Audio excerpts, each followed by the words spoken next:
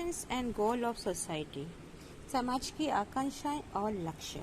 Most of the oldest constitution limited themselves largely at allocation decision making power and setting some limitation to government power, but many 20th century constitution on which the Indian constitution is the finest example also provide an enduring framework for the government to do certain positive things to express the aspirations and goal of society.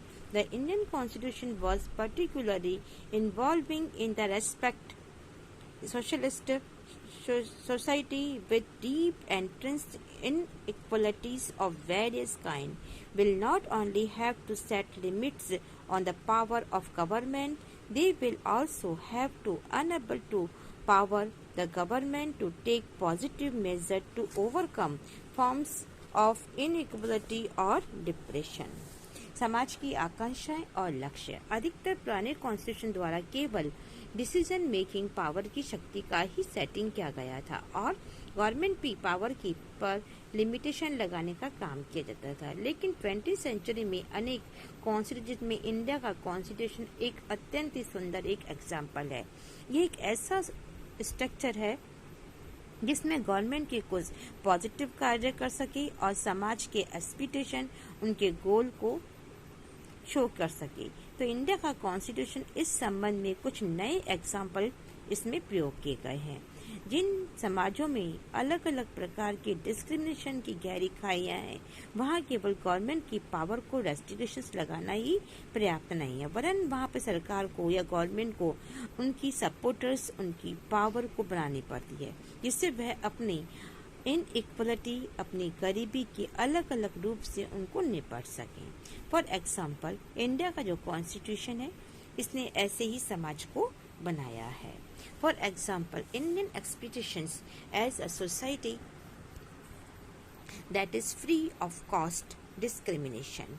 This is our society aspiration. The government will be have to enable or empower to take all the necessary steps to achieve this goal in country like South Africa, which had deep history or racial discrimination. Its new constitution had to enable the government to end radical discrimination more positive a constitution may ensuring aspiration of society. The farmer of India constitution, for example, through each individual society should have all the necessary for them to lead a life of minimal dignity and society self-respect, minimum material well-being, education, etc. The Indian Constitution enabled the government to take positive welfare measures, some of which are the legally enforceable.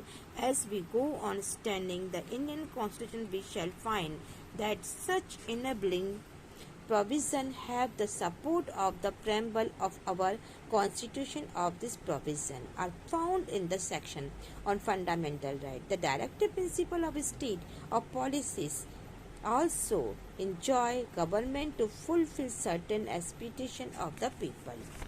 Now देखो अभी ये कहते हैं कि समाज की आकांक्षाएं और उनकी लक्ष्य. कि अधिकतर पुराने कॉन्स्टिट्यूशन में हमने देखा कि यहाँ पर डिस्क्रिमिनेशन होता है. डिस्क्रिमिनेशन को लेकर के इंडिया का जो कॉन्स्टिट्यूशन है इसमें हमें बहुत ही अच्छे एग्जाम्पल मिले हैं. यहाँ पर ऐसे समाज बनाए जाने जिसमें हम फॉर एग्जाम्पल के लिए कहते हैं कि इंडिया का जो कॉन्स्टिट्यूशन है ये हमारे एस्पिरेशन को कंप्लीट करता है. एक ऐसा समाज बनाता है जिसमें हम कास्ट को लेकर के डिस्क्रिमिनेशन ना हो. यदि किसी प्रकार का डिस्क्रिमिनेशन है, उसकी आकांक्षा है, तो हम अपनी गवर्नमेंट के द्वारा ऐसी समझ को या ऐसी पावर को बनाना पड़ेगा जिसमें हम सारे लक्ष्यों को प्राप्त कर सकें और सारी आवश्यकताओं के लिए अलग स्टेप उठा सकें. साउथ अफ्रीका यहाँ पर भी हमने देखा है नस्लीय भेदभाव है, पुराने इतिहास का उदाहरण है ये।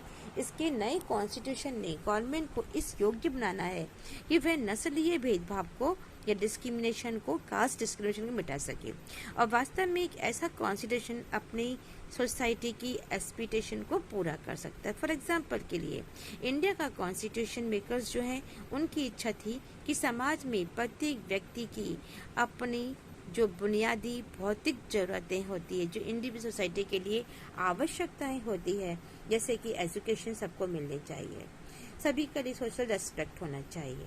कॉन्स्टिट्यूशन में वह समर्थन प्रदान करना चाहती है जिससे कि पॉजिटिव लोक कल्याणकारी वेलबींग के काम कर सके और एक ऐसे लॉ की मदद से लागू किया जा सके जैसे कि हम हमारे इंडियन कॉन्स्टिट्यूशन को पढ़ते हैं।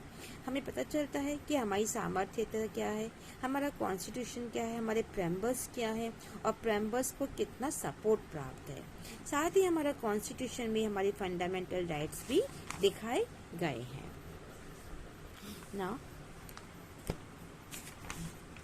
the fourth of the function of the Constitution is enable the government to fulfill the aspiration of society and create condition for justice, condition for the just society. ना देखो, ये कहते हैं कि फोर्थ नंबर का काम क्या है कि एक ऐसी गवर्नमेंट जो अपनी क्षमता प्रदान करे जिससे जनता के एक्सपेक्टेशन को पूरा कर सके और एक न्यायपूर्ण समाज की स्थापना के लिए उचित परिस्थितियों का हम निर्माण कर सके।